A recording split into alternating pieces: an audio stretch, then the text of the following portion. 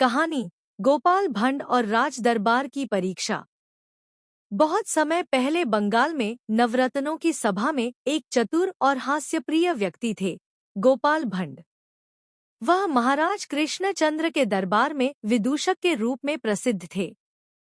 लेकिन गोपाल सिर्फ हंसी मजाक तक सीमित नहीं थे।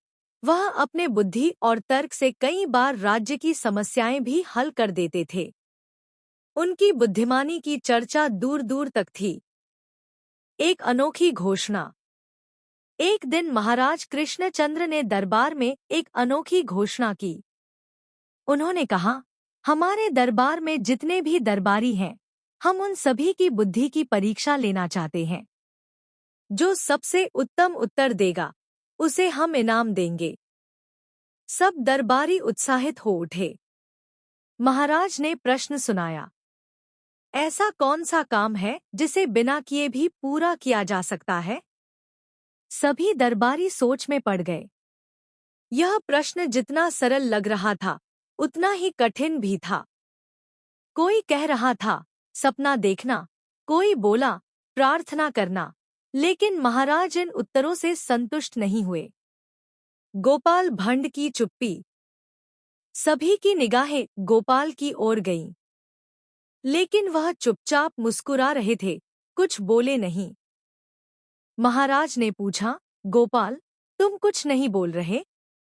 क्या तुम्हारे पास उत्तर नहीं है? गोपाल ने हाथ जोड़कर कहा, महाराज, मुझे उत्तर तो अवश्य ज्ञात है, लेकिन उसे मैं सिर्फ तब बताऊंगा जब आप मेरी एक शर्त मानेंगे। महाराज चौंके। शर्त? ऐसी कौन सी शर्त है जो हमें माननी पड़ेगी? गोपाल बोला, महाराज, उत्तर देने से पहले मुझे एक दिन की छुट्टी और एक विशेष वस्तु की आवश्यकता है। महाराज ने हंसते हुए कहा, ठीक है, तुम्हें एक दिन की छुट्टी मिलती है। और क्या चाहिए? गोपाल ने धीरे से कहा, मुझे एक बकरी चाहिए। पूरा दरबार हंसी में लोटपोट हो गया। लेकिन महाराज ने गोपाल को बकरी दिलवा दी। गोपाल की योजना। अगले दिन गोपाल गांव-गांव जाकर अपनी बकरी को एक-एक दरवाजे पर बांधने लगा। हर बार वह दरवाजे पर एक पर्ची टांग देता जिसमें लिखा होता, इस घर के मालिक ने बकरी उधार ली है और कल दरबार में पेश होना है। लोग चौंके, लेकिन गोपाल की चतुराई समझ नहीं पाए। उन्होंने डर के मारे चुपचाप गोपाल की बात मान ली।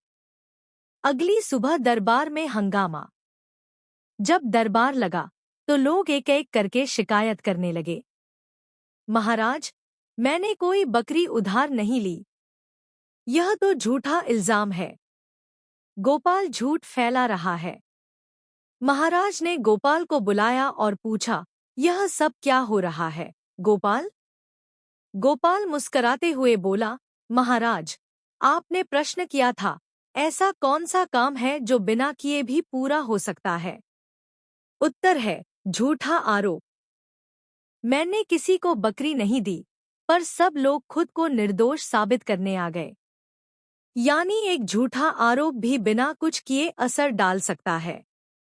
महाराज ठहाका लगाकर हंस पड़े और बोले, गोपाल, तुम्हारा उत्तर सबसे उत्तम है। तुमने न केवल सवाल का उत्तर दिया, बल्कि समाज का एक कटु सत्य भी उजागर किया। एक और चतुराई, नमक और मिठाई। एक और दिन महाराज ने घोषणा की कि वह जानना चाहते हैं कि राज्य में किस वस्तु की सबसे अधिक आवश्यकता है, नमक या मिठाई? दरबारी बोले, मिठाई, क्योंकि बिना मिठास जीवन में आनंद नहीं। कुछ बोले, नमक, क्योंकि वह हर व्यंजन में जरूरी है।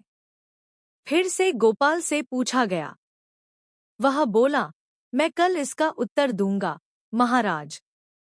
अगले दिन गोपाल ने सब दरबारियों को अपने घर बुलाया और उन्हें शानदार भोज के लिए आमंत्रित किया। जब सब खाने बैठे, तो गोपाल ने बढ़िया व्यंजन परोसे, रसगुल्ले, गुलाब जामुन, खीर, लड्डू और भी बहुत कुछ। लेकिन जैसे ही सबने एक निवाला लिया, चेहरा बिगड़ गया।